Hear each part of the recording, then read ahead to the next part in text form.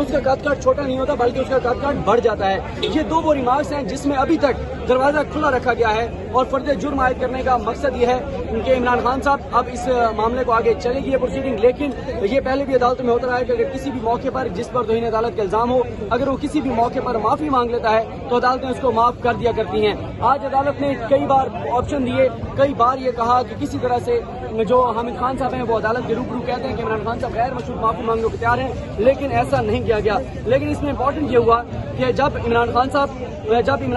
جب بینچ اٹھنے لگا اور انہوں نے کہا کہ ہم 5 منٹ بعد فیصلہ سنائیں گے، جب فیصلہ محفوظ کیا جا رہا تھا تو اس وقت یہ ہوا کہ عمران خان صاحب اپنی کرسی پر کھڑے ہوئے۔ عمران خان صاحب جو ہے وہ پہلی لائن میں بیٹھے تھے جو سائلین اور وکلا کے لیے نشستیں لگی ہوئی ہیں، کرسیاں لگی ہوئی ہیں۔ عمران خان صاحب نے کھڑے ہو کر اشارہ کیا اور بات کرتے ہوئے چیف جسٹس اسلام آبادی کورٹ اطہر ملا صاحب کو کہا کہ میں ابھی کچھ بات کرنا چاہتا ہوں، لیکن اطہر ملا صاحب نے کہا کہ کیونکہ ہم آپ کے وکلا کو سن چکے ہیں، بڑی تفصیل سے سن چکے ہیں، تو اب ہم فیصلہ 5 منٹ بعد آ کر سنائیں گے۔ اس دوران عمران خان صاحب نے غیر رسمی گفتگو کی کورٹ رپورٹرز کے ساتھ، اور عمران خان صاحب نے کہا کہ میں نے جو بات کی وہ خلا میں نہیں تھی، ہر بات کا ایک تناظر ہوتا ہے، ہر چیز کا ایک ساق و سباق ہوتا ہے، اگر عدالت مجھے موقع دیتی تو میں ضرور عدالت کو بتاتا کہ یہ ساری کا تناظر کیا تھا، لیکن